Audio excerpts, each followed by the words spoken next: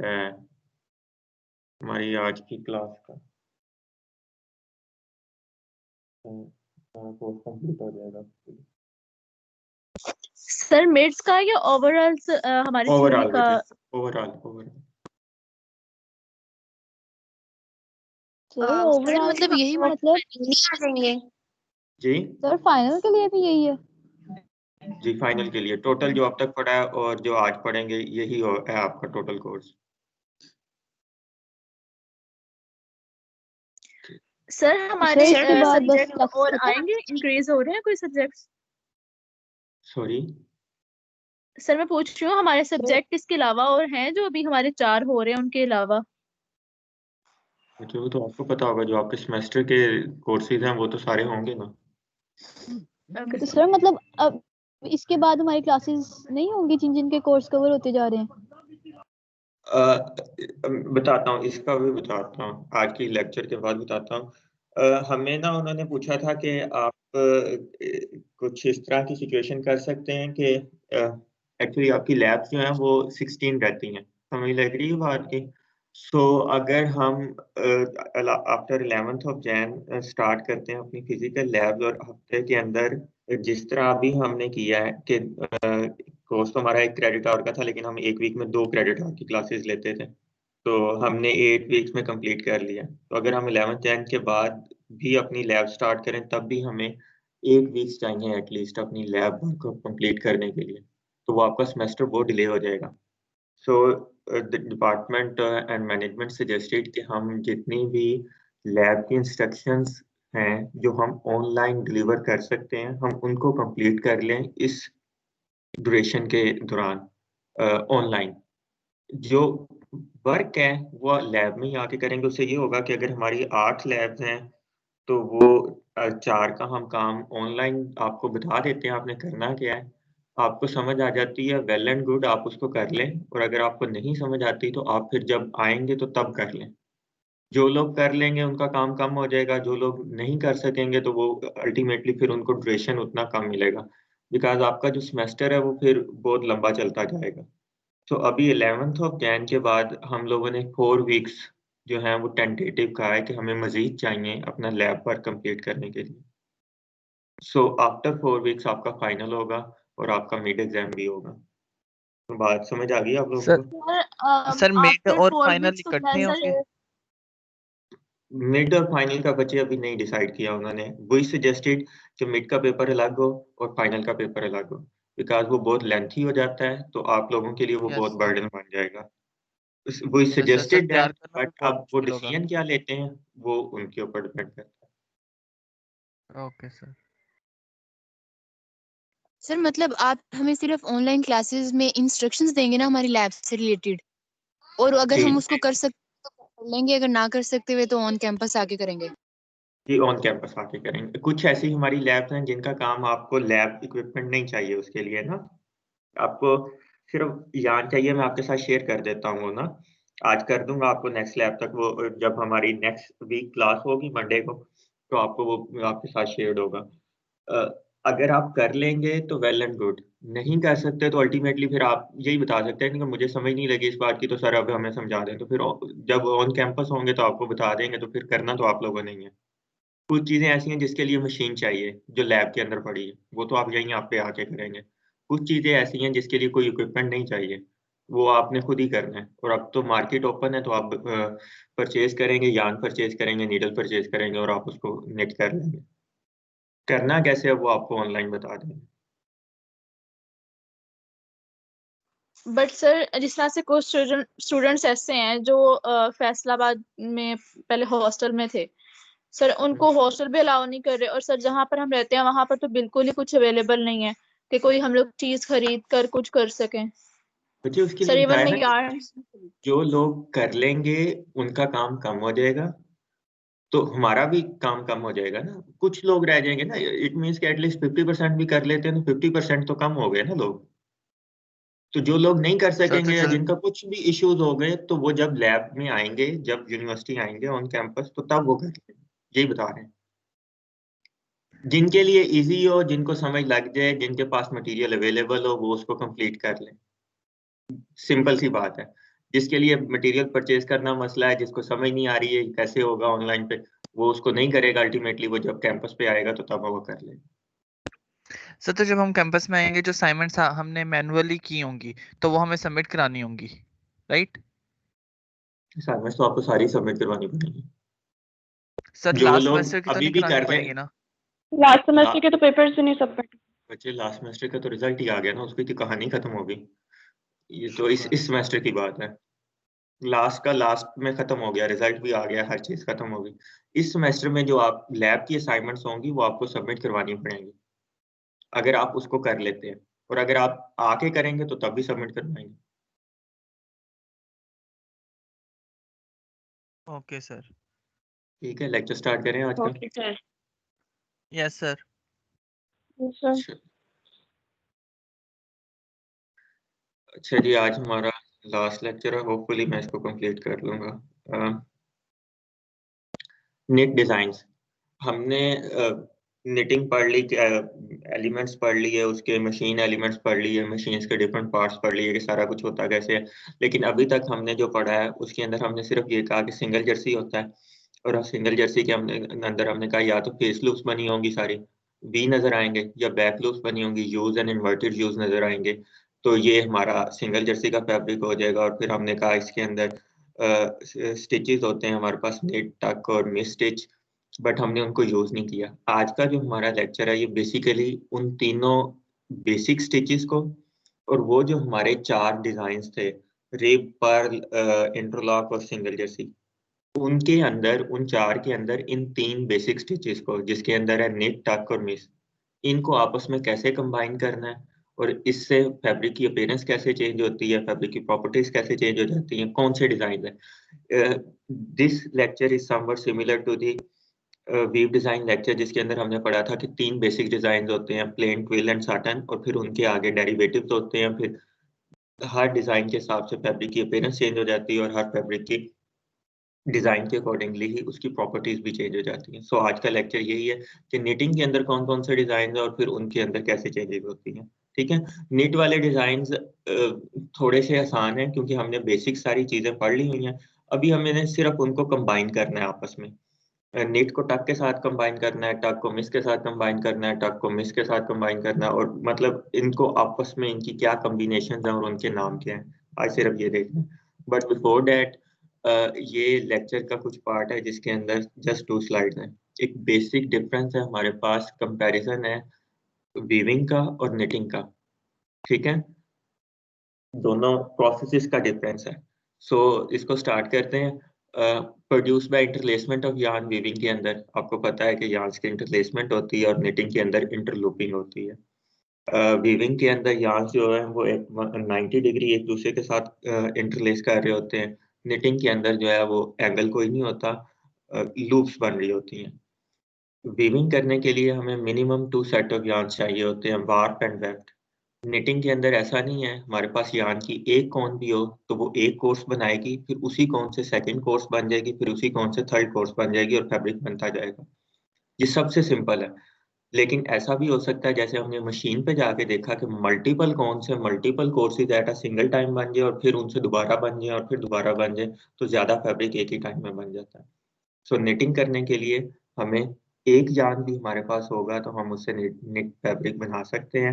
Weaving के लिए ऐसा पॉसिबल नहीं, हमें 2 सेट ऑफ यार्न चाहिए होते हैं, एक वार्प का और एक वेफ्ट का।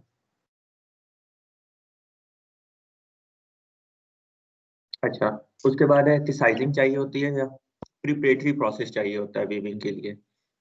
निटिंग के अंदर हमें किसी किस्म का प्रिपरेटरी प्रोसेस नहीं चाहिए। स्पिनिंग से कौन आती है, डायरेक्ट मशीन की क्रील के ऊपर लगाएं, धागा जो भी यार्न पाथ है उसके अंदर से यार्न को पास करें और निटिंग एलिमेंट्स तक लेके चले जाएं, और उसके बाद मशीन को स्टार्ट कर दें तो वो निट करना स्टार्ट कर देगी।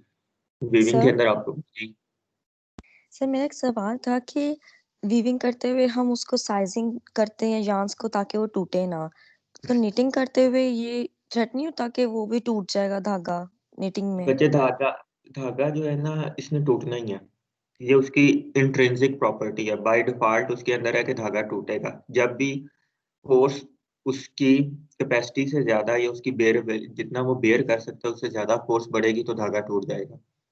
वीविंग के अंदर जो शेडिंग का मैकेनिज्म है, जिसके अंदर फ्रेम्स अप एंड डाउन हो रहे होते हैं, सबसे ज्यादा फोर्स यस उस पॉइंट के ऊपर लगती है।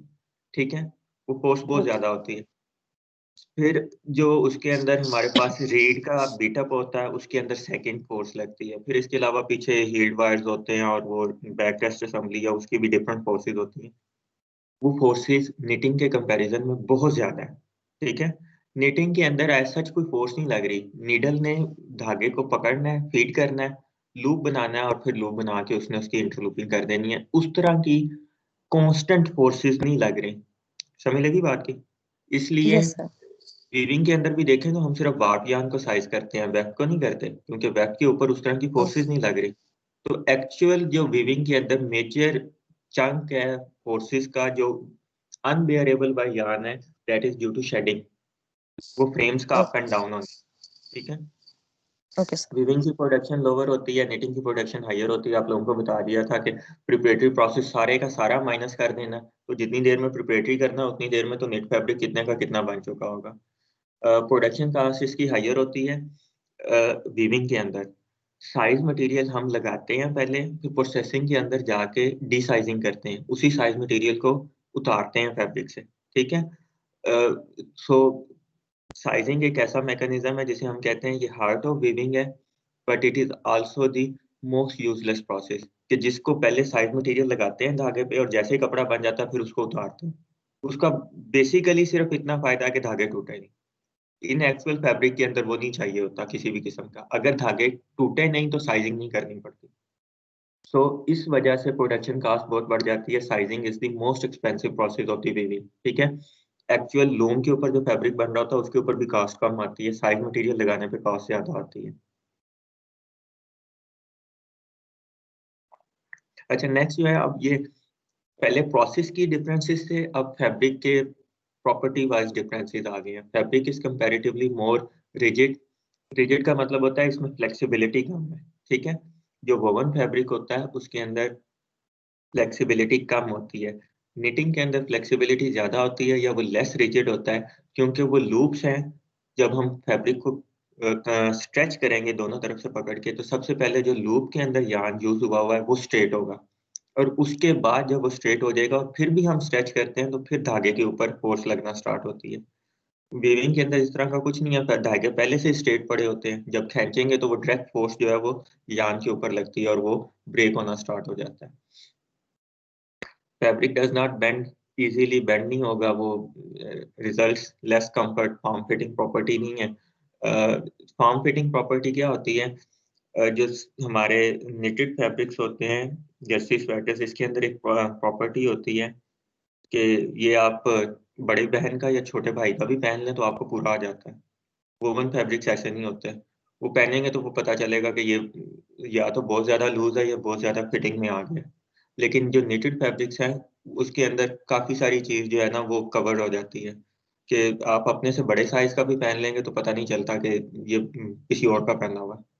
सो वो जो लूप स्ट्रक्चर है वो उसको क्या करता है, वो उसको बेंडिंग प्रॉपर्टी दे देता है, कंफर्ट प्रॉपर्टी दे देता है। एक तरह की उसके अंदर आप लोगों ने पेयर्स के ऊपर वो देखा है, एक कवर चढ़ा होता है नेटेड सा, नेट टाइप वाइट कलर का। सर किस पर? पेयर्स के ऊपर, नाशपाती के ऊपर, बाजार से खरीदी है यस कभी? सर। चाइना चाइना वाली जो होती है। यस सर, सब वो ड्रेप है। फॉर्म का उसके ऊपर होता है, ये फॉर्म का, जैसे उसको वाइट Yes, ऊपर से कलर का। उतारें तो वो बिल्कुल ही इकट्ठा हो जाता है, लेकिन जैसे यस सर। वो उसको दोबारा उसके अंदर, तो उसके अंदर बड़ी flexible. So same process is with knitted fabric. Same वाला मैकेनिज्म जो है वो निटेड फैब्रिक्स जो है वो शो करते हैं। ये प्रॉपर्टी वोवन नहीं शो करता।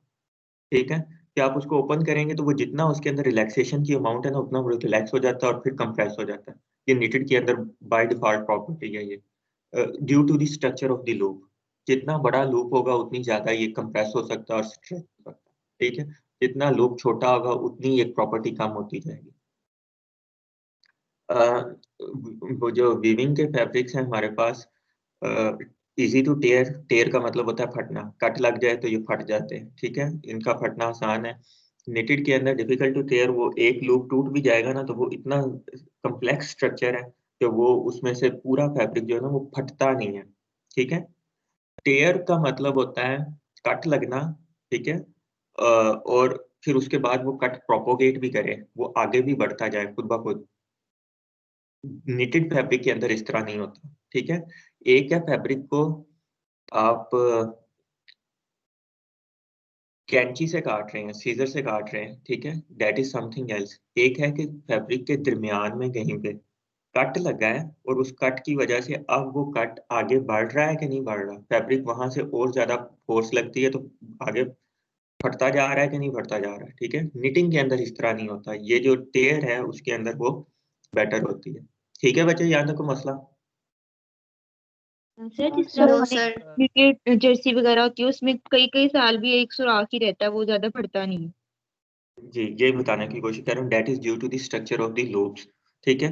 लेकिन वोवन के अंदर ऐसा नहीं होता है, वोवन के अंदर जो टेयर या कट होता है ना वो प्रोपोगेट करता है। प्रोपोगेट करने का मतलब है कि वो आगे बढ़ता जाता है वक्त के साथ साथ। अगर आप उस फैब्रिक को पहनेंगे, पहनने से क्या होता है, फोर्स लगती है उसके ऊपर, डिफरेंट जगह के ऊपर।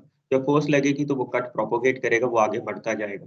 लेकिन निटिंग के अंदर इस तरह का चक्कर नहीं है, ये due to the loop structure, उसका कम्प्लेक्स स्ट्रक्चर इतना कम्प्लेक्स है कि ये टेयर को आगे नहीं बढ़ने देता। अच्छा जी, नेक्स्ट वीविंग के अंदर जो होती है फैब्रिक की इलास्टिसिटी, स्ट्रेचेबिलिटी पुअर है। वो आपको बता दिया कि लूप की वजह से जितना ज्यादा लूप का होगा उतना ज्यादा इलास्टिक होगा। वीविंग के अंदर लूप है ही नहीं, फैब्रिक पहले से वो यान जो है वो स्ट्रेट पड़े हैं तो वो उसके अंदर होगा ही नहीं। अच्छा, वोवन के अंदर ये बताएं, फ्लोट लेंथ पढ़ रहे हैं ना आप लोग?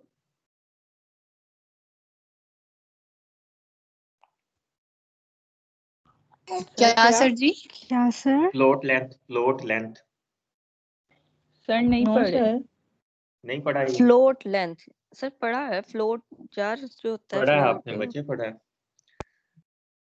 या वो फिर जो एक सर जो हमने वापियान नहीं ज्यादा पढ़ा है। वेफ्ट के ऊपर से गुजरता है। हाँ जी बिल्कुल आपने पढ़ा हुआ है, सही बता दिया इन्होंने कि एक धागा वार्प का या वेब का कितने दूसरे धागों के ऊपर से या नीचे से विदाउट इंटरलेसमेंट गुजर रहा है। अगर वो 4 धागों से गुजर रहा है तो उसकी फ्लोट लेंथ 4 हो जाती है, अगर वो एक धागे से गुजर रहा है तो उसकी फ्लोट लेंथ 1 हो जाती है, ठीक है। अब मुझे ये बताएं यस सर। कि कौन सा वीव डिजाइन है जिसके अंदर, अगर सिर्फ वोवन फैब्रिक की बात करें, वो कौन सा फैब्रिक है जिसके अंदर इलास्टिसिटी ज्यादा होगी और किसके अंदर कम होगी? एक साटन का फैब्रिक है और एक हमारे पास प्लेन वीव का फैब्रिक है। दोनों सर के अंदर में साटन से में, इलास्टिसिटी किस में ज्यादा होगी? सर साटन में ज्यादा होगी साटन में वजह, वजह क्योंकि उसके फ्लोट ज्यादा होते हैं, फ्लोट ज्यादा इंटरलेसमेंट कम होती है। हाँ स्पेस उसके अंदर फ्लोट ज्यादा होते हैं, ज्यादा इंटरलेसमेंट कम होती है, तो फिर तो इलास्टिसिटी किस में ज्यादा तो होगी? वो सर तो वो फैब्रिक सर ज्यादा उसकी मतलब फ्लोट वो लेंथ ज्यादा होती है ना। इंटरलेसमेंट होता है ना इतना, क्योंकि जितनी ज्यादा इंटरलेसमेंट होगी उतनी ज्यादा उसकी इलास्टिसिटी कम होती जाएगी फैब्रिक की। नहीं बचे, देखो जो इंटरलेसमेंट है वो क्या कर रहा है, वो धागा ऊपर से होकर फिर नीचे आ रहा है, ऐसे ही है। Yes sir. 12 में सबसे ज्यादा यस इलास्टिसिटी मेरी बात सुनो, मेरी बात सुनो। वो इंटरलेसमेंट क्या कर रहा है कि स्ट्रेट जा रहा था धागा, सीधा जाता जाता वो ऊपर को गया और फिर घूम के नीचे को आया, ठीक है। या अगर वो नीचे जा रहा है तो वेब के नीचे से गुजर रहा है तो वो धागा नीचे जाता है और फिर ऊपर आता है, ऐसे ही है। यस सर, इट मीन्स कि यस उसने यस एक्स्ट्रा लेंथ यूज की है अपनी कुछ, ऐसे ही है। Yes okay yes sir. Yes तो जब आप उसको खींचेंगे तो इट मीन्स अब उसके पास उतना अलाउंस है, वो एक्स्ट्रा लेंथ को पहले स्ट्रेट करेगा और फिर स्ट्रेट करने के बाद अब उसके ऊपर स्ट्रेच लगना स्टार्ट होगा। समझ लगी बात की? Yes sir. Yes sir. Yes sir. और लगी भी है कि हमें ये असर करी जा रहे हैं। ये देखो सर लग ऐसे गई यान जा समझ। रहा है ना, एक स्ट्रेट यान जा रहा था, एक हमने इसको कहा कि आपने ये लेना है। अब जब इसको खींचूंगा तो पहले ये वाला जो यान ऊपर को जा रहा है ये स्ट्रेट होगा कि नहीं होगा? इट मीन्स कि ये एक्स्ट्रा लेंथ इतनी चली जाएगी। तो वो वाले वेव डिजाइन जिनके अंदर इंटरलेसमेंट्स ज्यादा होती हैं उनकी इलास्टिसिटी, स्ट्रेचेबिलिटी ज्यादा बेटर होती है, ठीक है। तो प्लेन वीव के अंदर क्योंकि इंटरलेसमेंट सबसे हाईएस्ट होती है, 1 बाय 1 होता है, हर दूसरे धागे के पास इंटरलेस हो रहा होता है, तो उसके अंदर स्ट्रेचेबिलिटी सबसे ज्यादा होगी, ठीक है। Okay sir. सर पर प्लेन भी सर। मतलब कि जो फैब्रिक होता है वो ज्यादा स्ट्रेच नहीं होता, सिर्फ डायगोनली स्ट्रेच होता है। नहीं बचे, इन कंपैरिजन आप किससे कर रहे हो? अगर साटन या सटीन से करोगे तो उसके अंदर अगर 5 एंड की साटन है तो 4 धागों पे धागा स्ट्रेट जा रहा है और 5वें पे जाके उसने इंटरलेसमेंट करनी है, तो उसके पास सिर्फ इतना अलाउंस है। प्लेन वीव के अंदर हर धागे के बाद अलाउंस है कि वो क्या कर सकता है, वो स्ट्रेच हो सकता है, वो सीधा हो सकता है धागा, एक्स्ट्रा लेंथ है उसके अंदर यूज हुई। हमें लगी? Yes sir. नहीं भी लगी तो छोड़ दें, ठीक है। यस सर लगी। Dimensional stability is higher. Weaving के अंदर डायमेंशनल स्टेबिलिटी किसे कहते हैं कि अपनी डायमेंशंस को, जो भी अगर वो 4x4 का पीस है या 3x3 इंचेस का पीस है, जितना भी वो फैब्रिक है, वो अपनी डायमेंशंस को मेंटेन रखे, ठीक है। तो वोवन के अंदर फैब्रिक्स जो है उनके अंदर डायमेंशन स्टेबिलिटी बहुत ज्यादा हाई होती है, वो अपनी शक्ल मेंटेन रखते हैं। निटिंग के अंदर इस तरह का नहीं होता, डायमेंशन स्टेबिलिटी इनकी लोअर है, ये या तो कर्ल कर जाते हैं या मुड़ जाते हैं या ये डिस्टॉर्ट हो जाती है इनकी शेप। ये ऐसे ही है जैसे पानी को जिस भी कंटेनर में डालेंगे, कप में डालेंगे तो कप की शेप ले लेता है, जग में डालेंगे तो जग की शेप ले लेता है, ठीक है। तो उसकी डायमेंशनल स्टेबिलिटी बिल्कुल ही जीरो है। जिस तरह के कंटेनर में डालेंगे, जिस तरह की उसकी शेप होगी वैसी शेप पानी ले लेता है। सो निटिंग के अंदर भी हम यही कहना चाह रहे हैं कि इसकी डायमेंशन स्टेबिलिटी लो है, ये अपनी शक्ल बरकरार नहीं रखता। वोवन फैब्रिक्स थिक होते हैं, विंड रेजिस्टेंट होते हैं। विंड रेजिस्टेंट मीन्स कि हवा इसके अंदर से पास नहीं हो सकती। निटेड फैब्रिक्स जो है कूल है एंड ब्रीथेबल है। ब्रीथेबल मीन्स कि एयर पास हो सकती है। अच्छा, यहाँ पे एक बात याद रखिएगा, ये आपके फाइनल ईयर में जाकर भी आप लोगों को काम आएगी जब आप लोगों ने वो थीसिस वगैरह करना है। बच्चे, जो चलती हुई हवा होती है वो इंसुलेटर होती है कि कंडक्टर होती है, बताओ। इंसुलेटर होती है सर।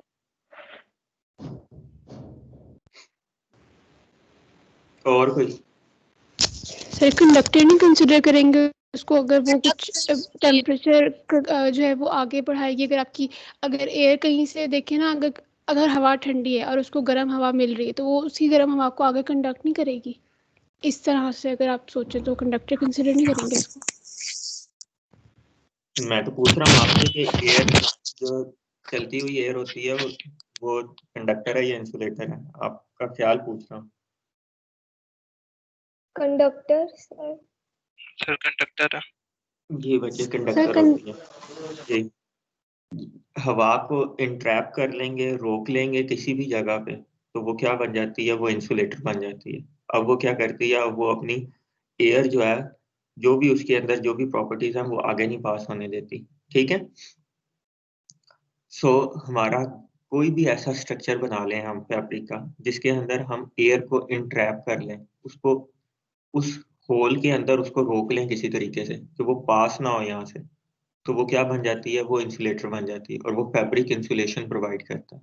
इस सर्दियों में जो पहनते हैं ना नेटेड फैब्रिक्स, और ये स्वेटर जर्सी पहनने से आपको ठंड नहीं लगती, तो ये लूप का जो स्ट्रक्चर है वो क्या करता है, वो एयर को इंट्रैप कर लेता है अपने अंदर, ठीक है। वो स्ट्रक्चर इस तरह का है कि वो चलती हुई हवा को रोक लेता है। सो वो क्या करती है, वो इंसुलेशन प्रोवाइड करना शुरू कर देती है आपको, ठीक है। वीविंग के अंदर क्रीज जो होती है, रिंकल क्रीज के बल पड़ जाना, वो वेरी वेल होता है। आपको पता है कॉटन फैब्रिक स्पेशली अगर आपने प्लेन जो होते हैं मैन सूटिंग के, उनको प्रेस करना हो तो बंदे की जो है वो तबीयत साफ हो जाती है एक दफ़ा, ठीक है। इवन प्रेस करते हुए भी इतने रिंकल्स होते हैं कि वो प्रेस करने के बाद भी फिर बंदा कहता है किस तरह का प्रेस किया। निटिंग के अंदर इस तरह का चक्कर नहीं है, रिंकल रेजिस्टेंट इसकी बहुत ही बेहतर है, ठीक है। हाई रिंकल रेजिस्टेंस है कि रिंकल इसके अंदर नहीं पड़ता, ये रेजिस्ट करता है उसको। इसलिए आपने देखा है कि जो हमारे स्वेटर जर्सीज होते हैं, जब हम गर्मियों के अंदर उनको फोल्ड करके रख भी देते हैं और सर्दियों में निकालते हैं तो उनकी हालत बहुत बुरी नहीं होती, हल्का सा उसको प्रेस करें तो वो वापस ठीक हो जाते हैं, ठीक है। ये इसकी प्रॉपर्टी है निटिंग की। वोवन फैब्रिक्स ड्यूरेबल होते हैं, निटिंग के अंदर ये ड्यूरेबिलिटी लेस होती है। वोवन फैब्रिक्स हार्शर होते हैं, निटेड जो है वो सॉफ्टर होते हैं। वोवन के अंदर लेस मॉइस्चर अब्जॉर्प्शन है, पानी जो है वो कम एब्जॉर्ब होता है। निटेड के अंदर जो है वो जो फैब्रिक्स हैं इनके अंदर पानी की अब्जॉर्प्शन बेहतर है। इसकी दो वजह है, एक तो जो यार्न यूज होता है वो सॉफ्ट यूज होता है इसके अंदर, उसके ट्विस्ट पर इंचेस कम होते हैं, तो वो यान थोड़ा ओपन होता है, तो फैब्रिक के जो वाटर मॉलिक्यूल्स हैं उनको जगह मिल जाती है उसके अंदर अब्सॉर्ब होने के लिए, ठीक है। एंड सेकेंडली अगेन इसका स्ट्रक्चर इस तरह का है। Same is the reason for air permeability. Permeability कहते हैं एयर गुजर सकती है या नहीं गुजर सकती, ठीक है। तो वोवन के अंदर वो लेस होती है और निटिंग के अंदर वो ज्यादा होती है। और last one is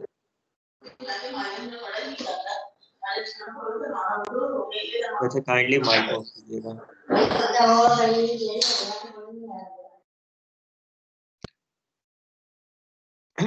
kindly mic off कीजिएगा बच्चे अपना।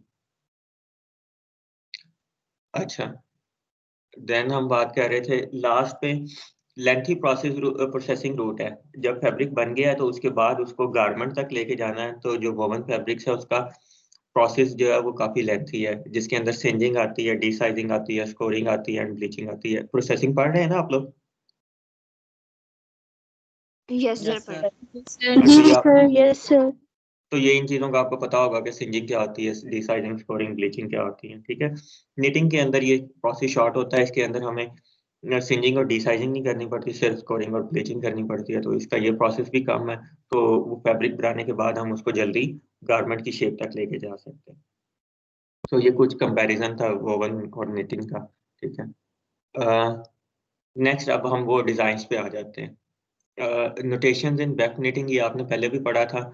वर्बल नोटेशंस होती हैं, ग्राफिकल नोटेशंस होती हैं, जिसे हम लाइन डायग्राम भी कहते हैं, जिसके अंदर इन एक्चुअल हम वो लाइन के थ्रू पूरी लाइन बना के लूप बनाते हैं कि इसकी शेप इस तरह की होगी। सिंबॉलिक नोटेशंस होते हैं, डायग्रामेटिक नोटेशंस होते हैं। ये दोनों आपने पढ़े हुए हैं, सिंबॉलिक भी और डायग्रामेटिक भी, और आपने इसकी असाइनमेंट भी सबमिट करवाई हुई है। इसमें एक रह गया वर्बल नोटेशन।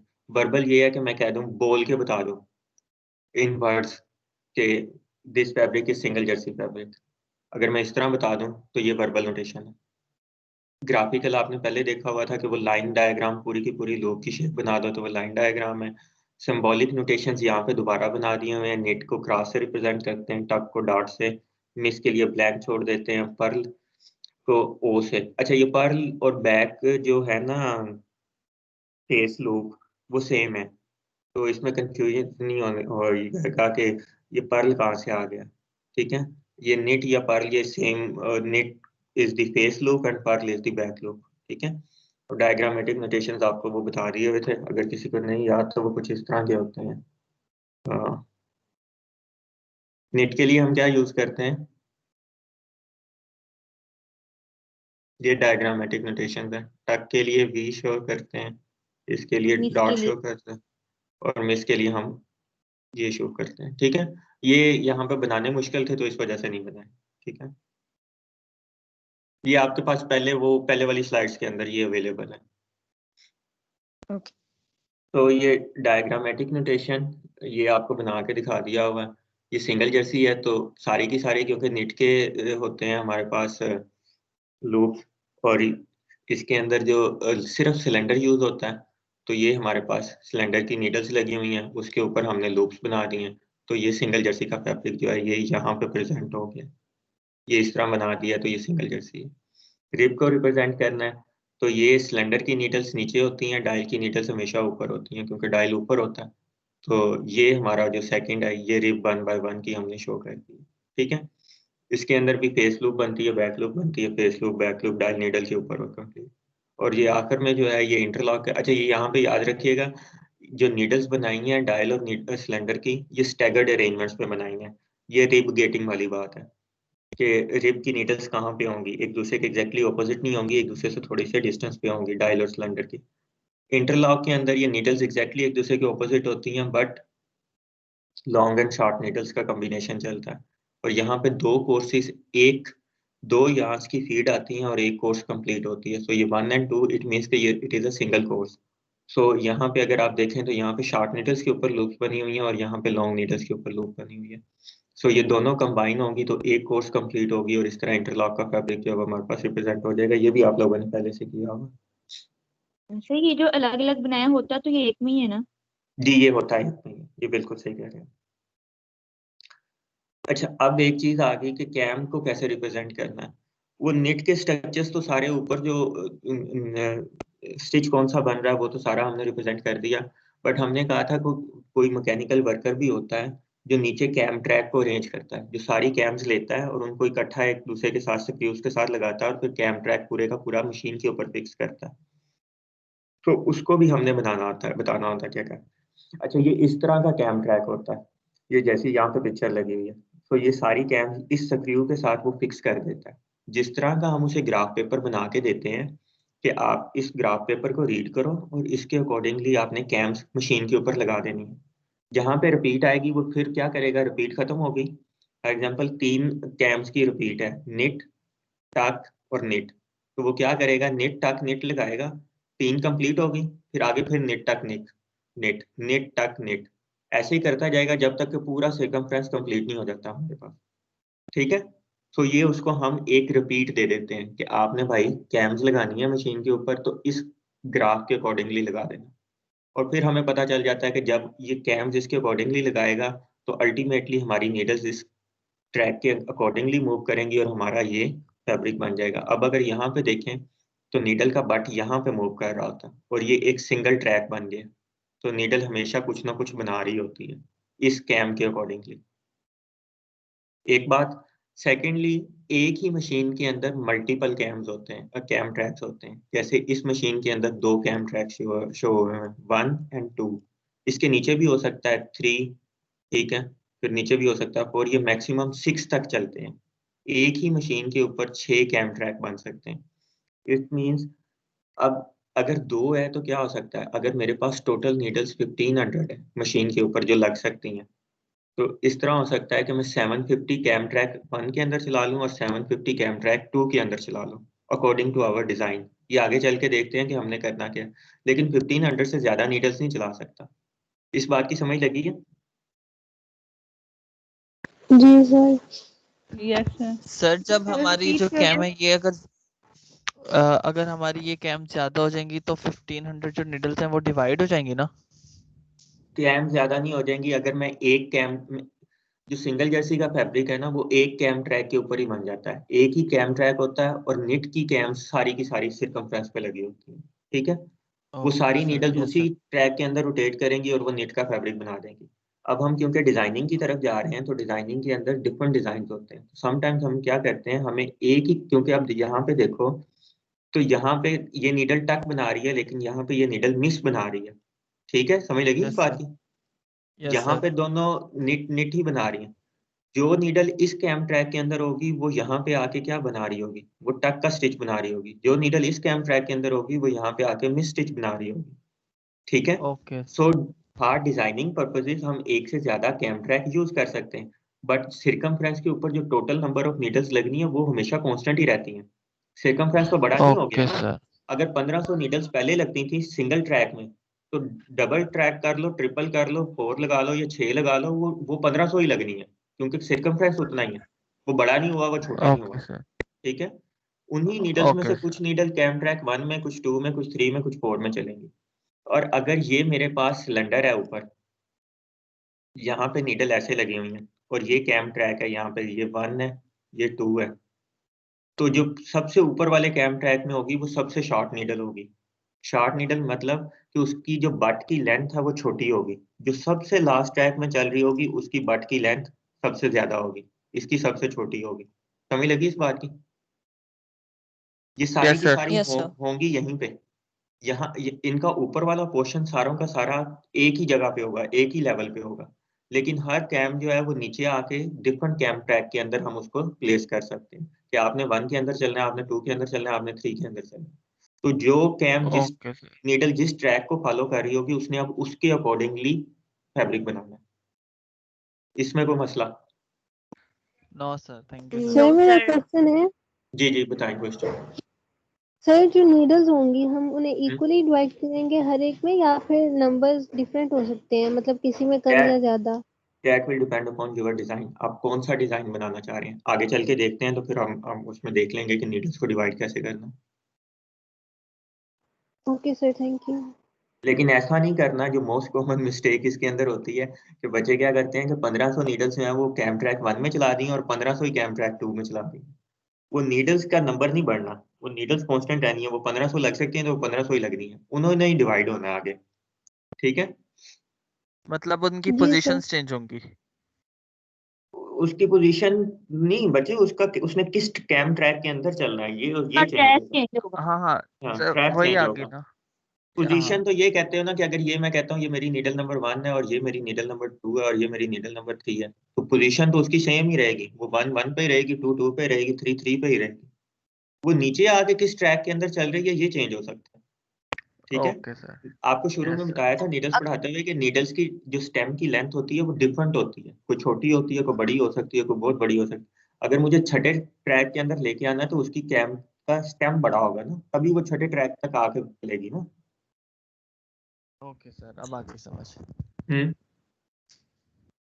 सर मतलब अगर हमारे पास 1500 नीडल्स हैं और हमारे पास 5 ट्रैक्स हैं तो 300 नीडल्स, फर्स्ट 300 नीडल्स जो है वो फर्स्ट ट्रैक में होंगी और उनका नहीं साइज छोटा फर्स्ट होगा। नहीं फर्स्ट 300 नहीं होगी। नीडल्स की भी रिपीट चलेगी ना बच्चे। फर्स्ट 300 जी फर्स्ट सर। ट्रैक के अंदर चला दोगे तो फिर वो इट मींस कि पहली 300 वेल्स एक तरह की बनेंगी और अगली 300 वेल्स डिफरेंट तरह की बनेगी। इस तरह तो नहीं करते ना, हम रिपीट बनाते हैं डिजाइन की।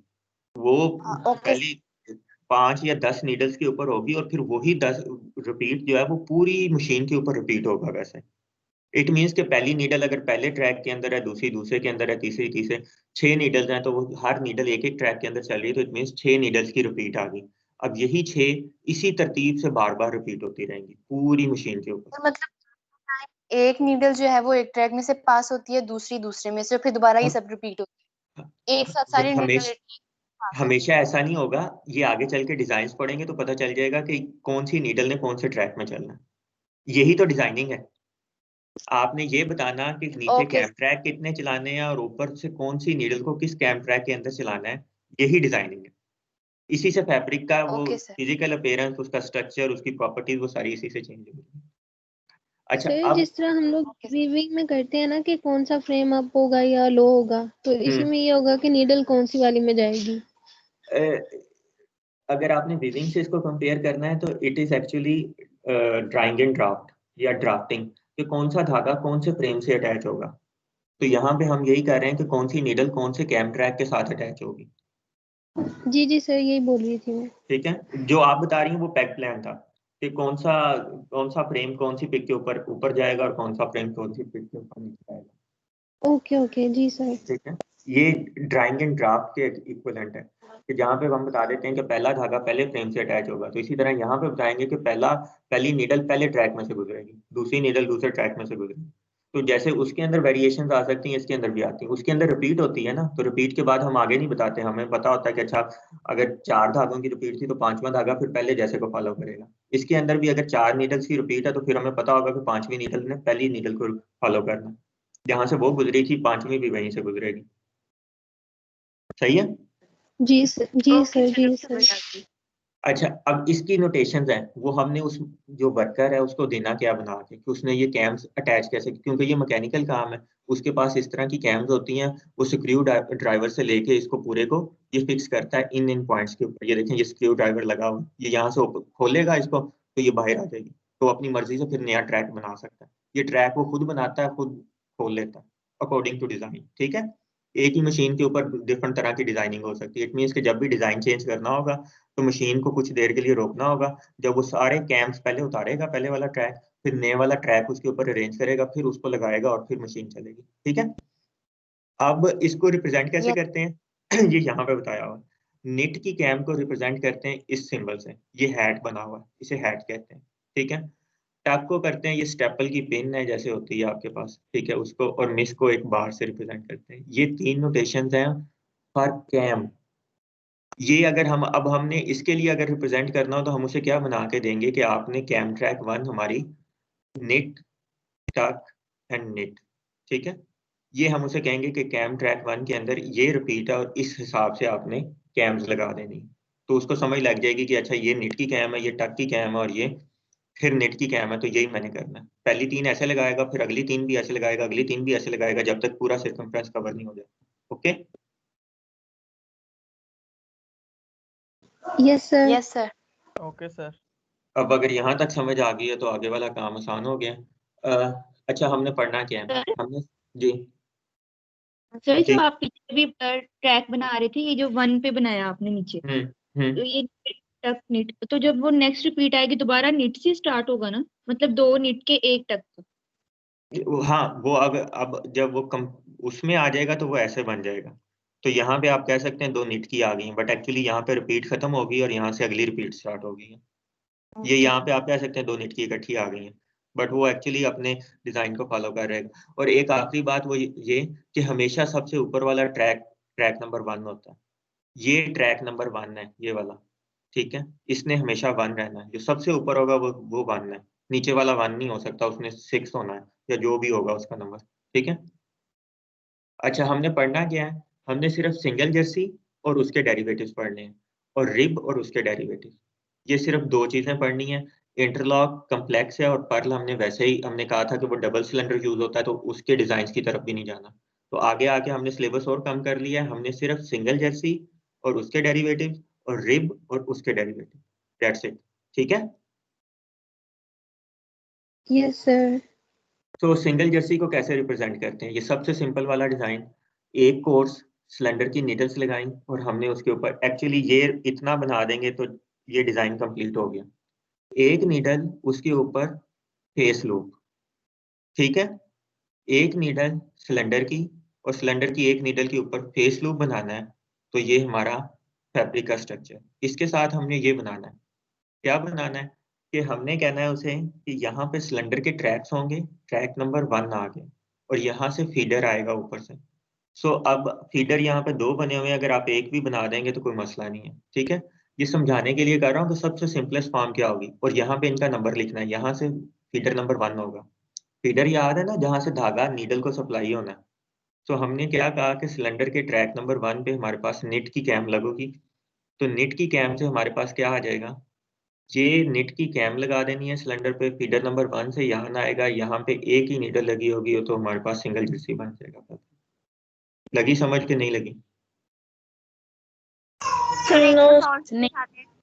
No sir. क्या नहीं समझ नहीं सर, बता दें सर शुरू से ही नहीं है इसकी तो समझ। देखो, ये वाला जो काम है ना, ये इधर वाला, ये जो ऑल नेट स्टिचेस ये बना, ये तो आपने पहले से बनाए हैं ना, वो असाइनमेंट सबमिट करवाई है कि फैब्रिक का स्ट्रक्चर क्या होगा। ये है एक्चुअली फैब्रिक स्ट्रक्चर, ठीक है। ये है मशीन के ऊपर कैम्स की अरेंजमेंट, ये जो यहाँ पे बना हुआ कि कैम्स कैसे लगानी है। अब कैम ट्रैक एक ही यूज कर रहे हैं, एक ही कैम ट्रैक है, ठीक है। और उस एक कैम ट्रैक के अंदर एक ही रिपीट है कि निट की कैम लगनी है, और उसके बाद सारी निट की लगती जानी, उसी ने रिपीट करना। सिर्फ यहाँ पे एक चीज इजाफी आई है, फीडर्स। वो यान फीडर्स के ऊपर भी हम रिपीट बता सकते हैं कि पहला यान फीडर आएगा, दूसरा आएगा, तीसरा आएगा, चौथा आएगा, तो उसके ऊपर हमारे पास वो कैसे चेंज होगी, ठीक है। वो actually these are the number of needles, जो यहाँ पे हमने देखा कि आप कह रहे थे ना कि पहली 4 के ऊपर नीडल्स के ऊपर हम डिफरेंट डिजाइन फीड करेंगे, तो 4 नीडल्स इट मीन्स के 4 फीडर्स के ऊपर डिफरेंट डिजाइन फीड करेंगे।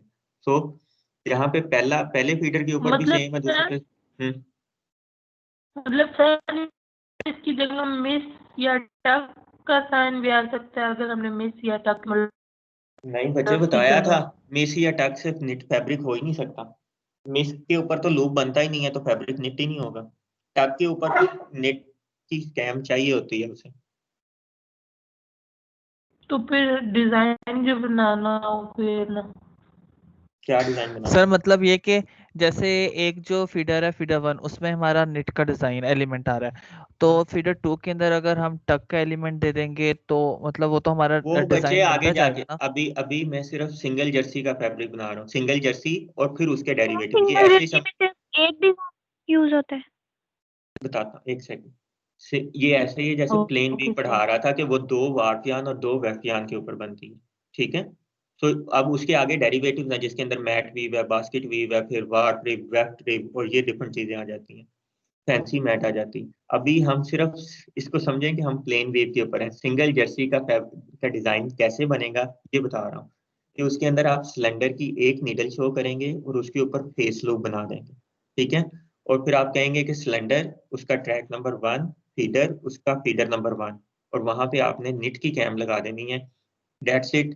अब ये उसको वर्कर को दे देंगे, तो वो इसके अकॉर्डिंगली आपकी कैम्स लगा देगा और फैब्रिक का स्ट्रक्चर आपके सामने है, तो जो मशीन बनाएगी वो सिंगल जर्सी का फैब्रिक बनेगा। ओके सर जो जितने हमने फीडर उसको देने हैं उतने भी यहाँ पे शो करने पड़ेंगे? बच्चे, हमने रिपीट शो करनी है, रिपीट। समझ लगी कि इतने फीडर्स के ऊपर या इतनी कैम्स के बाद मेरा डिजाइन रिपीट होना शुरू हो जाएगा। यहाँ तक ये डिफरेंट है, मुख्तलिफ है, और इसके बाद ये वैसा ही शुरू हो जाएगा जैसा पहला आता है। जैसे प्लेन का डिजाइन बनाते हो तो क्या करते हो, पहले 2 धागे ही बनाते हो ना, तीसरा चौथा तो नहीं बनाते ना, ऐसे ही है ना। ये प्लेन वीव का डिजाइन बनाओ तो यही करते हो ना, कि कुछ और करते हो? ये ऐसे प्लेन वीव शो होगा, ऐसे ही है। Yes sir. तो तीसरा चौथा पांचवा छठा सातवां आठवां धागा वो पहले दूसरे को ही रिपीट कर रहा होता है ना। इसी तरह पिक की वाइज देखो तो पहली दूसरी पिक के ऊपर तो नहीं बनाते, तीसरी चौथी पांचवी छठी या 1000वीं पिक भी होगी तो वो इसी को फॉलो कर रही होगी, पहली 2 को। ऐसे ही है कि नहीं है? जी सर। तो वो फैब्रिक जितना मर्जी बना लो, रिपीट शो करते हैं। तो यहाँ पे भी हम रिपीट शो कर रहे हैं। पहली नीडल के ऊपर जो बना है, दूसरी पे भी वही बना है, तीसरी पे भी वही बना है, चौथी पे भी वही बना है, पांचवी पे भी वही बना है, छठी पे भी वही बना है। सो एक को शो कर दो तो तब भी वही बात है। समझ लगी? इट मीन्स के बाकी सारी जो भी इसके बाद आएंगी वो पहली को ही फॉलो करेंगी, वो वैसा ही होगा। ओके सर, समझ आ गई। ओके सर, समझ आ गई। और किसी को ना आई हो तो सर आ गई है। चले आगे? नहीं सर, आ गई है। चलें, यस सर। बात होगी। ये समझ आ गई है तो बस आगे हम क्विकली इसको देख रहे हैं। सिंगल जर्सी स्ट्रक्चर और इसके डेरिवेटिव्स विद 2 नीडल टाइप्स। ठीक है, कौन कौन से होते हैं ये उनके नाम लिखे हुए हैं, आगे चल के देखते हैं कि पहला कौन सा। क्रॉस मिस, ये पहला स्ट्रक्चर है। ठीक है, इसके अंदर हमारे पास 2 कोर्सेज बनती हैं। निट स्टिचेस है कोर्स 1 के अंदर, ऑड नीडल्स जो होंगी 1 3 5 7 9 11, वो वाले सारे नंबर जो 2 पे डिवाइड नहीं होते, उनके ऊपर हमारे पास क्या बनेगा, नेट स्टिचेस बनेंगे। और जो कोर्स नंबर 2 है उसके अंदर क्या होगा, हमारे पास इवन नीडल्स जो है उनके ऊपर हमारे पास नेट स्टिचेस बनेंगे। ठीक है, सो हो क्या रहा है, नीडल नंबर 1 के ऊपर हमारे पास क्या बन रहा है, मिस स्टिच फिर नेट स्टिच, और फिर कोर्स 2 आएगी तो नेट स्टिच बनेगा और फिर मिस स्टिच बनेगा। ठीक हो गया? ये उसकी सिंबॉलिक नोटेशन थी, ये उसकी लाइन डायग्राम आ गई कि हमारे पास नेट स्टिच बनेगा और फिर मिस स्टिच बनेगा, फिर मिस स्टिच बनेगा और फिर नेट स्टिच बनेगा। ये फ्रंट साइड है, ये उसकी बैक साइड है, और ये हमने नीचे उसकी डायग्रामेटिक नोटेशन बना दी है, और यहाँ पे हमने उसके कैम ट्रैक शो कर दिए। तो अब यहाँ पे देखें, मिस स्टिच फिर नेट स्टिच फिर नेट स्टिच और फिर मिस स्टिच, एक्चुअली यहाँ पे हमारे पास ये रिपीट आ गई है। ठीक है, इसके बाद जो भी हो रहा है वो फॉलो कर रहा है उसको।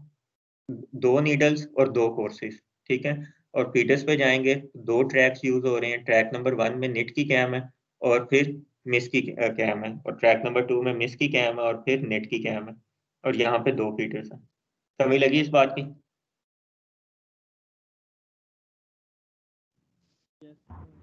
Yes sir. सर ये जो आपने स्लाइड में लिखा है कि ऑन ऑड नीडल्स ओनली, इसकी समझ नहीं, ऑड इवन की।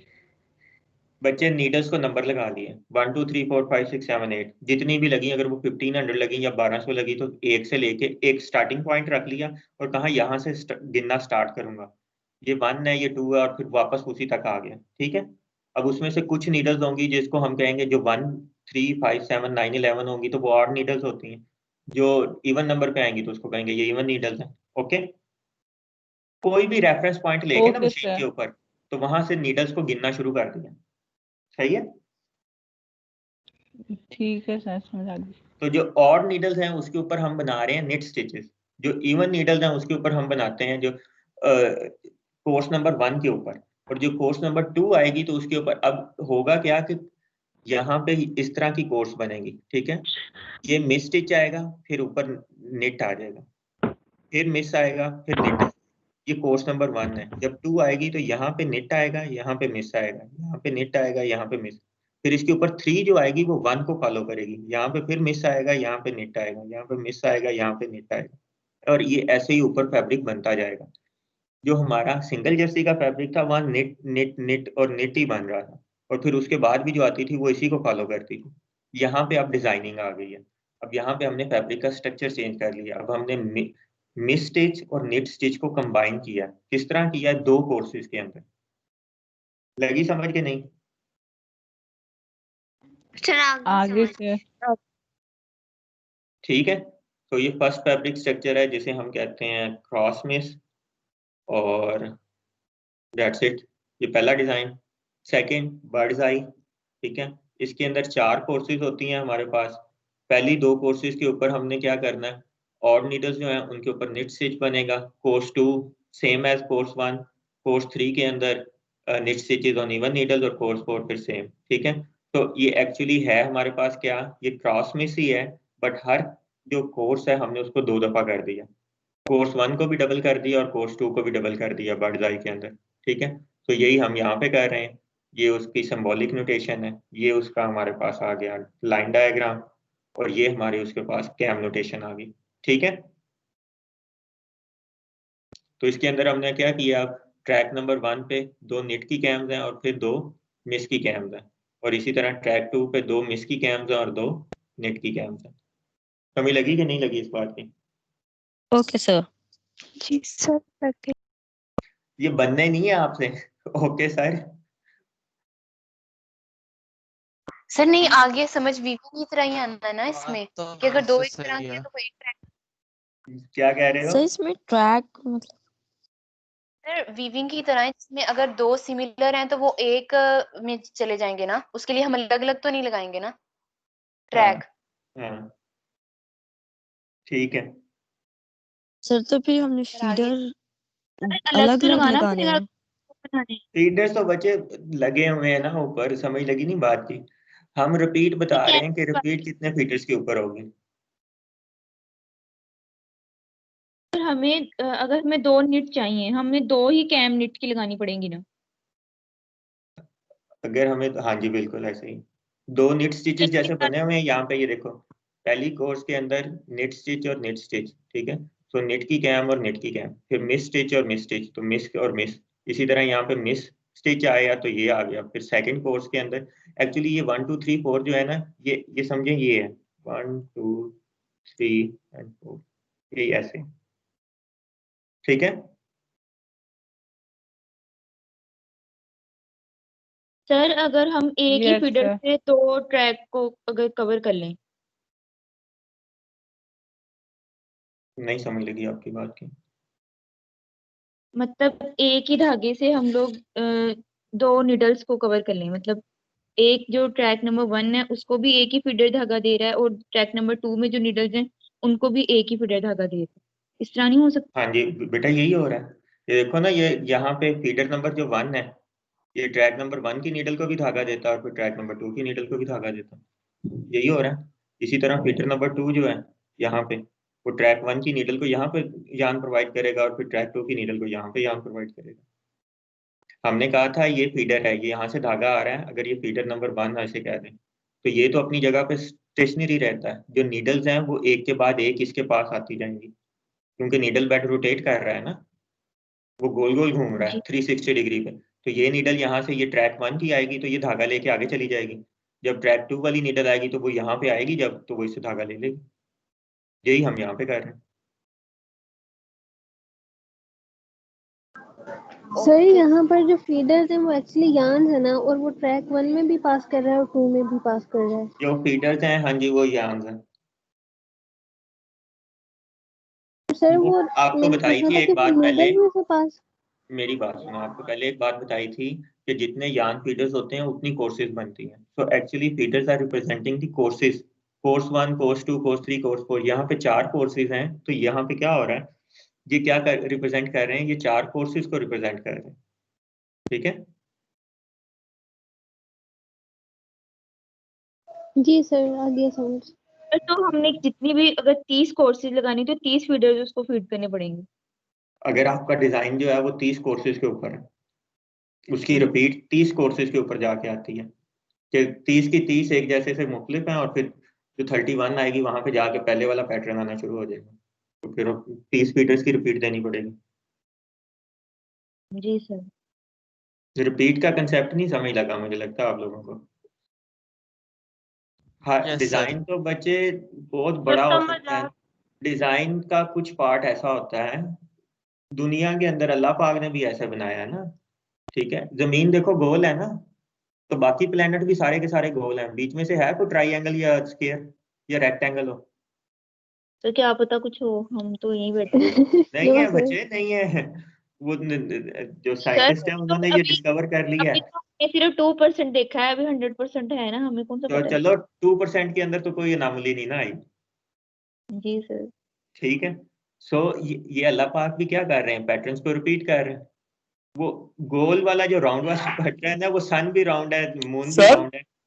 तो हमने एक तो उसकी सबसे कम है ना, जिसके बाद हम कहते हैं कि हाँ ऐसा ही बार बार आना शुरू हो जाएगा, हमने सिर्फ उतना बताना है।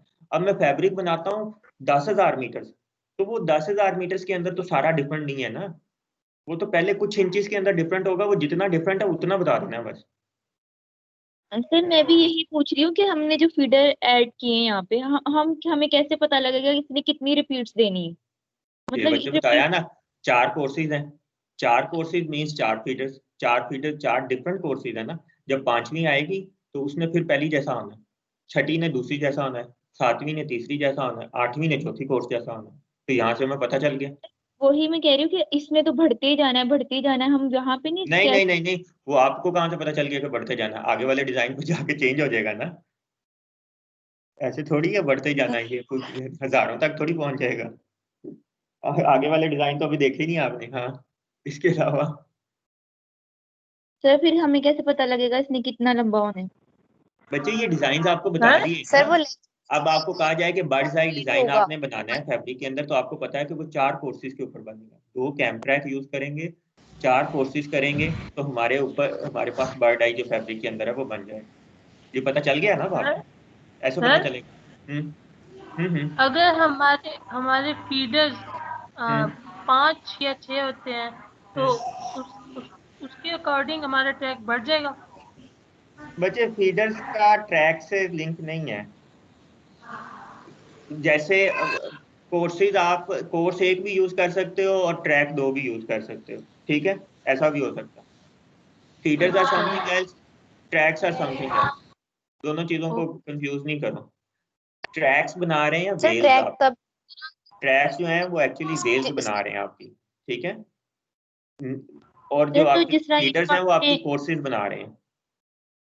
ये जो आपने नीचे बनाया हुआ है फीडर ट्रैक वाला, ये जो टेबल है, इसमें हम लोग अगर ट्रैक 4 है, फीडर 2 लगा सकते हैं? हाँ लगा सकते हैं, उसमें क्या मसला। वो डिजाइन पर डिपेंड करेगा ना कि आपका डिजाइन क्या है, क्या ऐसा अलाउ कर रहा है आपको बनाने के लिए।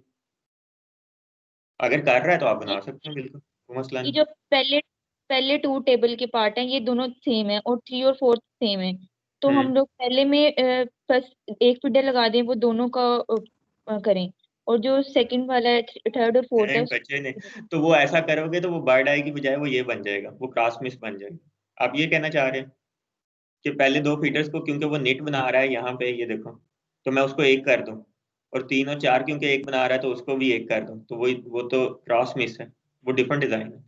यहाँ पे कोर्सेज, यहाँ पे 2 कोर्सेज थी 1 और 2, और यहाँ पे 4 कोर्सेज है। तो वो डिजाइन वेरी है। इसको आराम से बैठ के बाद में तसल्ली से देखिएगा और बनाइएगा, और कोई मसला हो तो मेरे से पूछ लीजिएगा, ठीक है। सो अब थर्ड डिजाइन पे चलते हैं बर्ड्स आई के बाद। नेक्स्ट है लॉक निट। लॉक निट के डिजाइन के अंदर क्या होता है कि एक कोर्स चलती है जिसके अंदर सारे के सारे निट के स्टिचेस चलते हैं, फिर निट और मिस, ठीक है।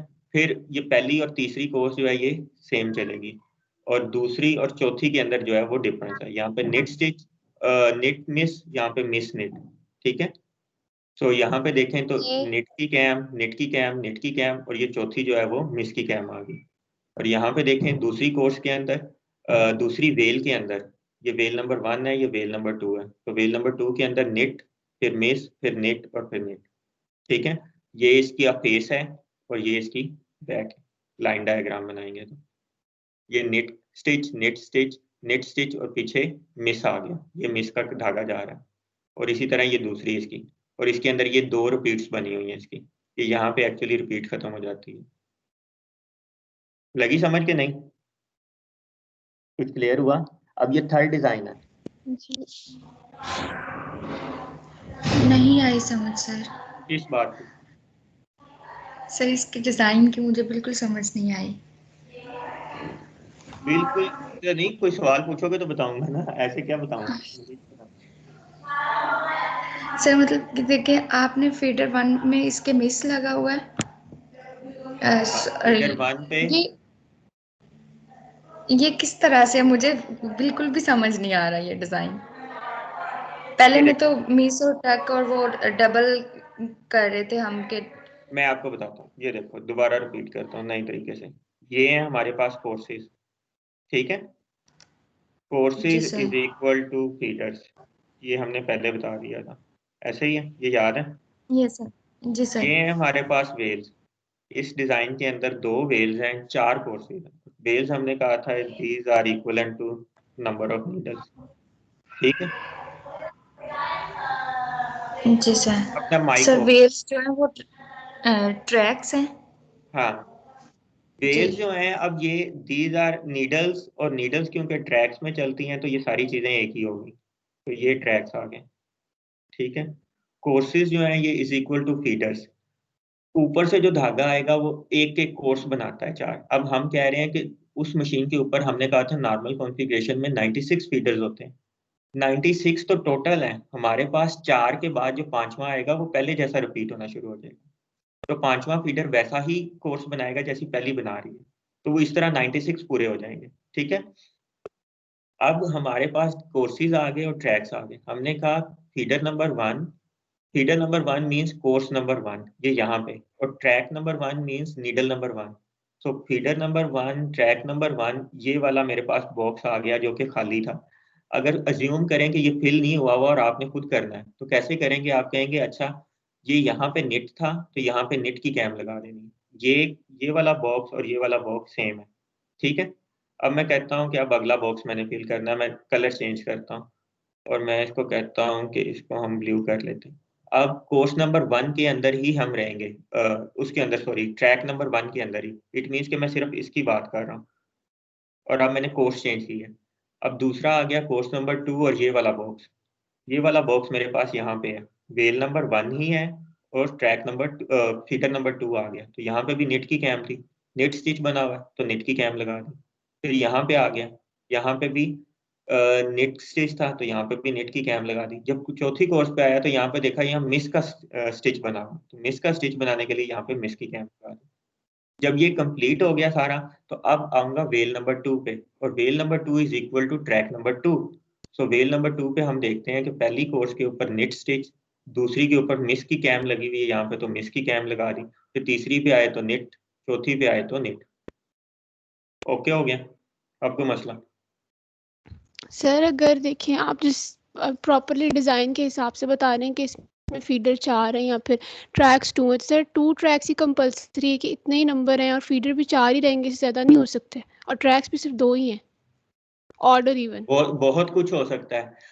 बताया कि 6 ट्रैक्स की कैम मशीन्स जो है वो हमारी लैब के अंदर अवेलेबल है, ठीक है, और 96 फीडर्स की मशीन्स हमारी लैब के अंदर अवेलेबल है।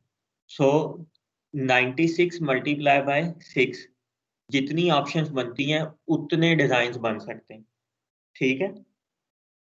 जिस तरह वीविंग के अंदर एक सेकंड मेरी बात सुन लो, जिस तरह वीविंग के अंदर कुछ भी सोच लो तो वो वीव डिजाइन है, इसी तरह निटिंग के अंदर कुछ भी सोच लो तो वो निट डिजाइन है। लेकिन कुछ डिजाइन ऐसे हैं जो पहले से बने हुए हैं, जिनका रूल है कि ये ऐसे ही बनने हैं, हम वो पढ़ रहे हैं। जैसे ट्विल जो है वो एक खास तरीके से ही बनती है, 2x2 की ट्विल है तो वो 4 धागों के ऊपर ही बननी है, 4 ही बार्क के यार्न होंगे और 4 फिक्स होंगे।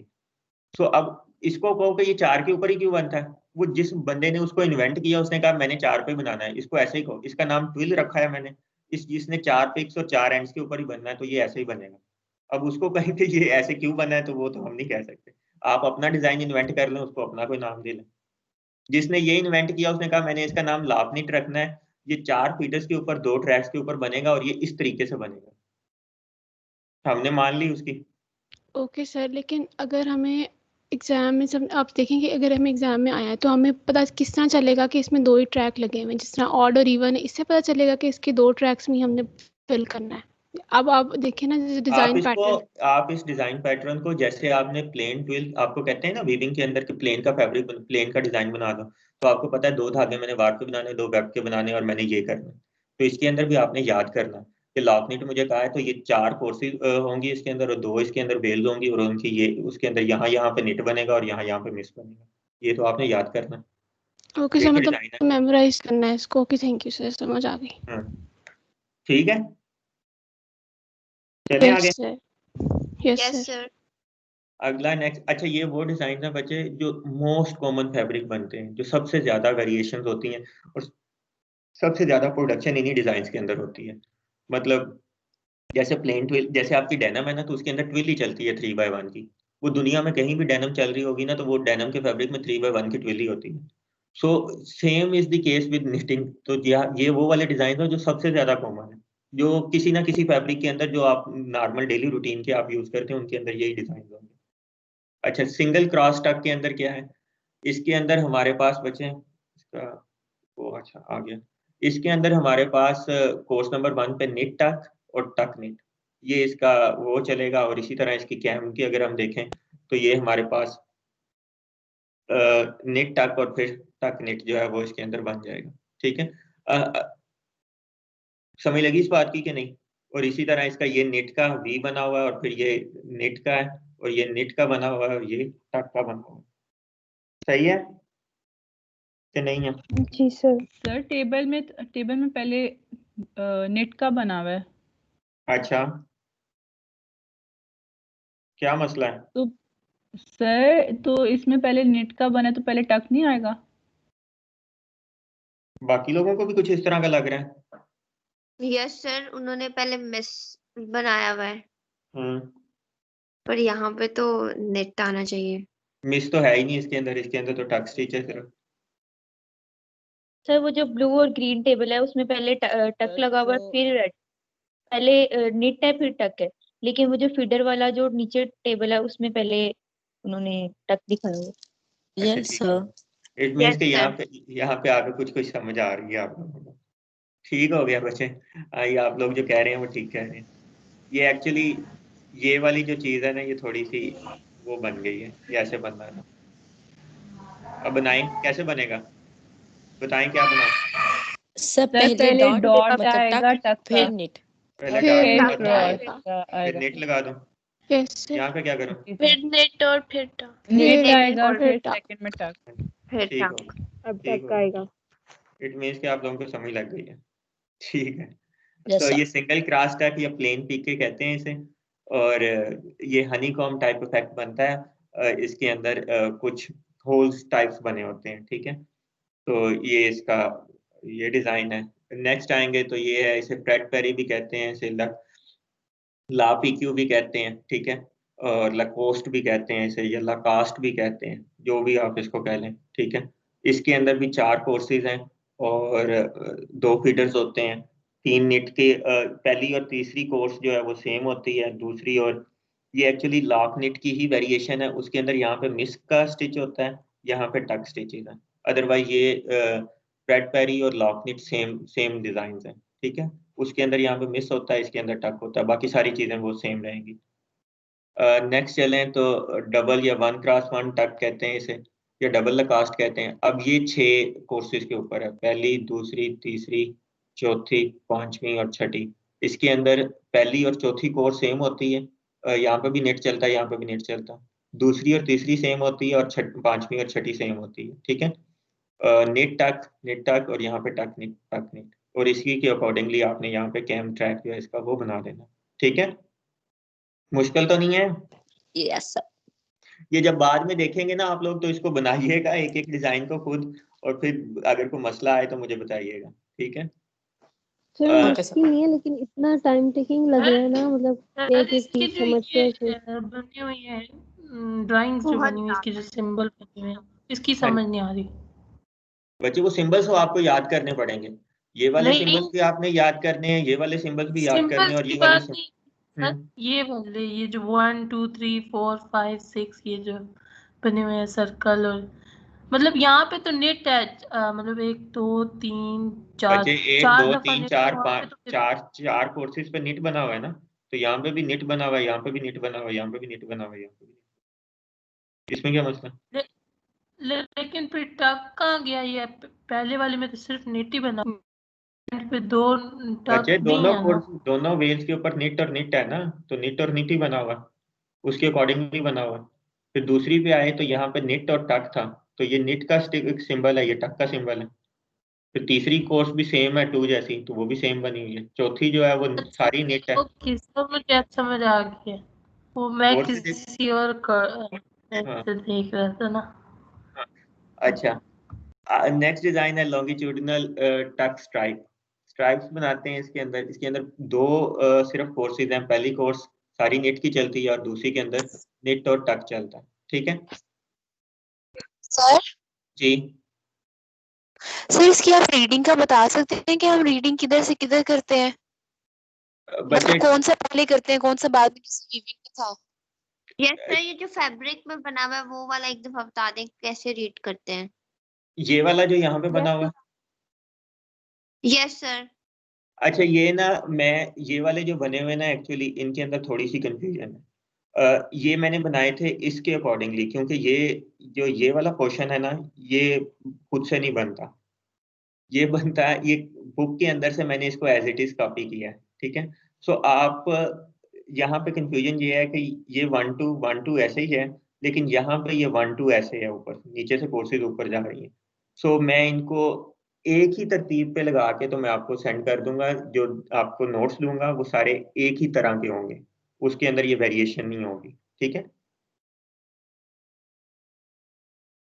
समझ लगी आप लोगों के कि नहीं?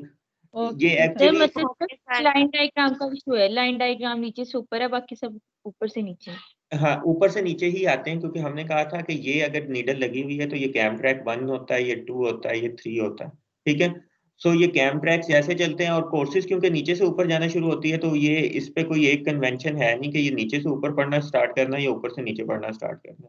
ये इस बुक के अंदर इसने ऊपर से नीचे इसको बनाया हुआ, तो मैं इसको एक ही उसके ऊपर करके और आपके साथ वो शेयर कर लूंगा कि आपने इसको from bottom to top read करना है या टॉप टू बॉटम रीड करना है, ठीक है। Okay sir. Okay sir. अच्छा, ये आगे 1x1 फ्लीस है। ये आजकल स्वेटशर्ट्स जो हैं वो आप लोग पहनते हैं, वो सारी की सारी फ्लीस फैब्रिक्स होता है, ठीक है। तो फ्लीस फैब्रिक बनाने के लिए हम क्या करते हैं, इसके अंदर पहली और तीसरी जो है वो सेम होती है, दूसरी और चौथी के अंदर हम क्या करते हैं, टक और मिस का कॉम्बिनेशन चलाते हैं, और फिर चौथी के अंदर मिस और टक का कॉम्बिनेशन चलाते हैं। तो ये फ्लीस फैब्रिक्स होते हैं। ये जितनी आपकी स्वेटशर्ट्स और आपके ट्राउजर्स होते हैं, जॉगर पैंट्स जिन्हें कहते हैं, ये सारे के सारे फ्लीस फैब्रिक्स होते हैं, ठीक है। नेक्स्ट आ गया रिब एंड इसके डेरिवेटिव। अब ये थोड़ा सा यहाँ पे उसको कम्प्लेक्स होना है चीज़ों ने, क्योंकि यहाँ पे डायल और सिलेंडर दोनों की नीडल्स आनी है। सो ये सबसे पहला प्लेन रिब का है। तो प्लेन रिब के अंदर अब यहाँ पे सिर्फ फर्क इतना आना है कि वो जो सिलेंडर है, तो वो सिलेंडर के ट्रैक अलग बताने हैं और डायल के ट्रैक अलग बनाने हैं। डायल सिलेंडर के ट्रैक जो है वो 1 2 3 4 नीचे को आते हैं, और जो डायल के ट्रैक्स हैं वो 1 2 3 4 ऊपर को जाएंगे, ठीक है। ये थोड़ा सा अब यहाँ पे चीज़ें कम्प्लेक्स हो गई हैं। ये आपका फैब्रिक स्ट्रक्चर वैसे का वैसे रहना है, और फीडर्स जितने हैं वो वैसे के वैसे रहने। ये एक्चुअली यहाँ तक इसकी रिपीट आ गई हुई है। ये 4 5 6 ना भी बनाए तो कोई मसला नहीं है, ठीक है। कोई मसला तो नहीं है इसमें? सर बहुत, 1 मिनट देख लेने देंगे। अच्छा, ये मैं थोड़ा सा पास इसलिए चल रहा हूँ कि ये सारे डिजाइन से एक एक करके आपने लोगों ने खुद बनाना है। जब तक खुद नहीं बनाएंगे तो ये मैं जितना मर्जी समझाता रहूँ, ये आपको नहीं समझ लगनी। हम एक क्लास इसके बाद सेशन रख लेंगे, जब आप लोग बना के आएंगे तब आप लोगों के क्वेश्चंस होंगे बहुत सारे, जिनको मैं आंसर कर सकता हूँ। अभी मैं आपको जितना मर्जी कहता रहूँ कि ये ऐसे ऐसे बनेगा, तो वो ये नहीं बनना, ठीक है। तो अगर कोई कंफ्यूजन है तो उसको नोट डाउन करें, नेक्स्ट लेक्चर में हम उसको क्लियर कर लेंगे। अब यहाँ पे देखें तो ये कोर्स एक ही है इसके अंदर, लेकिन वेल्स जो हैं वो 2 हैं। तो सो ये वेल नंबर 1 और वेल नंबर 2। यहाँ पे ये बैक लूप बन रहा है डायल की नीडल के ऊपर, यहाँ पे फेस लूप बन रहा है सिलेंडर की नीडल के ऊपर। सो डायल की नीडल को O से रिप्रेजेंट करते हैं, और सॉरी बैक लूप को, और जो फेस लूप है उसको क्रॉस से रिप्रेजेंट करते हैं, ठीक है। सो ये प्लेन रिब जो है इसे 1 by 1 की रिब कहते हैं, 1 क्रॉस 1, क्योंकि इसके अंदर एक बैक लूप की वेल होती है और एक फेस लूप की वेल होती है। ठीक है, अब इसके डेरिवेटिव्स क्या है? तो first one is half Milano. Half Milano के अंदर क्या होता है कि पहली कोर्स जो है वो वैसी चलती है जैसी 1 by 1 रिब की थी, back loop face loop back loop face loop, लेकिन दूसरी कोर्स के अंदर हम डायल को धागा देते ही नहीं है, डायल को मिस डेट करते हैं। वो डायल की जितनी भी नीडल्स होंगी वो मिस करेंगी, सिर्फ सिलेंडर की नीडल जो है वो निट कर रही होती है। और फिर इसी तरह जब तीसरी आएगी तो वो 1 को फॉलो कर रही होगी, ओ and cross back loop face loop, और फोर्थ जो आएगी वो फिर मिस कर रही होगी, सॉरी यहाँ पर मिस होगा और यहाँ पे निट होगा। ठीक है, और इसके अकॉर्डिंगली फिर हमने डायल और सिलेंडर की वो जो कैम्स लगानी है वो भी इसके अकॉर्डिंगली लगाएंगे। समझ लग रही है कि नहीं लग रही? मुश्किल हो गया सर? नहीं लग रही इसकी, ये कैसे आ रहा है सर? मुश्किल सर है ये नहीं समझ लगा सर बिल्कुल समझ सर नहीं अभी के लिए सर इतना बहुत है सर। ठीक हो गया, ओके हो गया, मान ली आपकी। जो सिंगल जर्सी के फैब्रिक डिजाइन हैं उनको बनाना है आपने, एक एक को सारों को बनाइएगा, उनका ओके सर। कैम ट्रैक भी, उनका डायग्रामेटिक भी, सिंबॉलिक भी, और होपफुली आपको बहुत सारे मसले होंगे, और अगर किसी को नहीं होते तो इट मीन्स उसने नहीं बनाया। ठीक है, सो वो बना के ये मैं आपके साथ लेक्चर शेयर कर लेता हूँ और इसको देख लीजिएगा। ठीक है, सो फिर अब ये वाले जो Thank you so डिजाइन हैं much, वो sir. हम नेक्स्ट क्लास में देख लेंगे, नेक्स्ट वीक इंशाल्लाह। ठीक हो गया? इंशाल्लाह सर। ओके सर मेरा एक क्वेश्चन था। जी पूछें। सर वो जो हम लोग सिंपल बनाते हैं, सिंपल नीटिंग जो सबसे पहले वाली है, सर मुझे ना वो वाली निकाल के प्लीज बता दें कि हम लोग जब उसके काउंट करते हैं ना कि कितने लूप्स बन रहे हैं, तो मुझे समझ नहीं आती कि 3 बन रहे हैं या 4 बन रहे हैं। तो अब भी आपने पढ़ाया तो उसमें 4 आ रहे थे ना, तो जब मैंने लास्ट टाइम असाइनमेंट की थी तो मुझे लग रहा था कि उसमें 3 बन रहे हैं। कहाँ गए? सर या फिर मैं आपको इनबॉक्स कर दूंगी तब आप मुझे नहीं बता अभी पूछ दीजिएगा। लें। सर वो जो सिंपल हम लोग बनाते हैं ना वीव्स, मतलब एक जो बनी होती है, हम फैब्रिक की शेप बनाते हैं, जिसके बाद हम लोग देख के बनाते हैं कि डायग्रामेटिक व्यूज का बनाते हैं, और वो उसमें मुझे लगता है कि हॉरिजॉन्टली हम जब देखते हैं ना तो 1 2 3 और 4 बन रहे हैं, तो जब मैं देखती हूँ मुझे लगता है कि वो 3 बन रहे हैं। वो लाइन डायग्राम का पूछ रही है। अच्छा एक सेकंड, फाइल नहीं शेयर हो रही, 5 सेकंड रुकिए।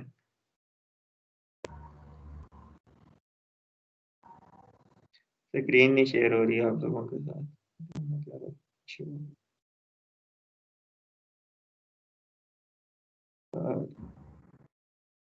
किधर की? अच्छा यहाँ पे बात कर रहे थे सिंगल जर्सी की, वो लाइन डायग्राम बनी नहीं हुई। अच्छा 1 सेकंड, अगर हम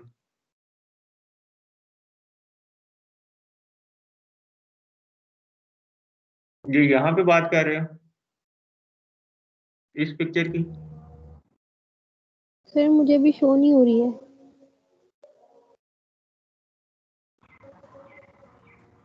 शो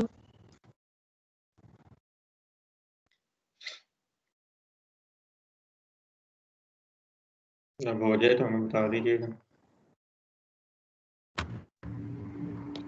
जी सर ये मैं पूछ रही हूँ, यहाँ पर जो है ना, मतलब ये जो हाफ बना स्टिक हुआ जो है, लूप बने हुए हैं, हाँ तो जो लूप बने हुए हैं ना ये लाइन डायग्राम के अंदर, तो यहाँ पे अब कितने पार्ट्स हैं इसके, मतलब हॉरिजॉन्टली अगर हम देखें 1 2 और 3 काउंट करें तो यहाँ पे कितने बने हुए हैं?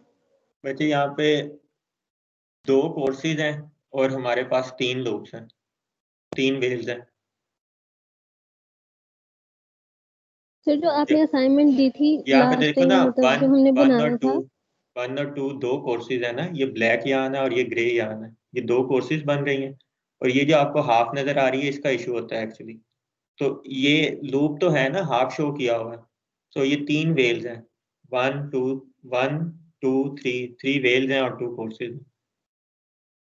लेकिन सर मेरा क्वेश्चन ये है कि जब हमारा लूप बन ही नहीं रहा वहां पे, तो हमें कैसे पता होगा कि यहाँ पे कौन सा ये लूप लूप बन रहा बन है? रहा है ना, वो तो लाइन डायग्राम भी तो अब पूरे फैब्रिक की तो नहीं शो कर सकते ना, वो एक उसका कुछ पोर्शन शो करते हैं ना, तो इस वजह से ये आपको लग रहा है कि ये हाफ बन रहा है, एक्चुअली तो इसके भी नीचे फीट होंगे ना, ये भी यहाँ से कनेक्टेड होगी।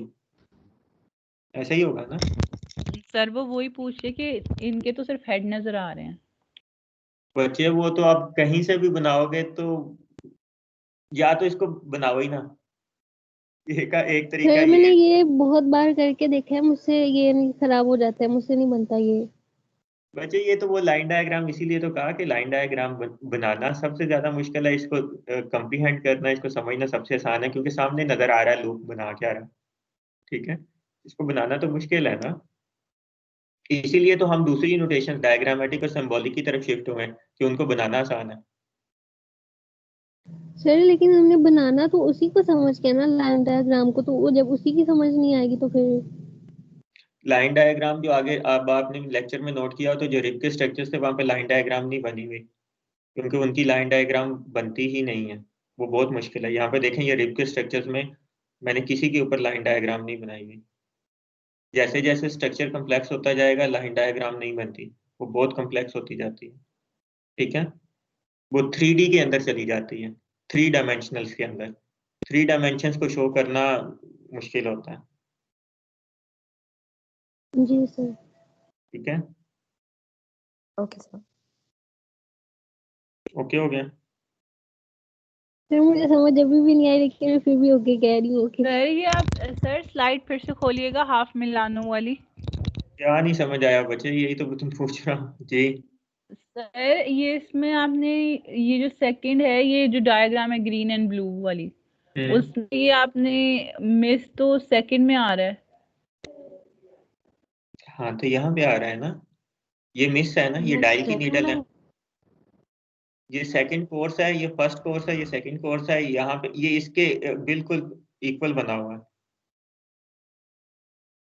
सर नहीं समझ आ रही बच्चे ये बैक लूप है, ये फेस लूप है, ये डायल की नीडल बना रही है। ब्लू वाला जो है एक्चुअली ये डायल की नीडल्स है, तो ग्रीन वाला जो है ये सिलेंडर की नीडल्स है। तो डायल की नीडल यहाँ पे क्या बना रही है, निट।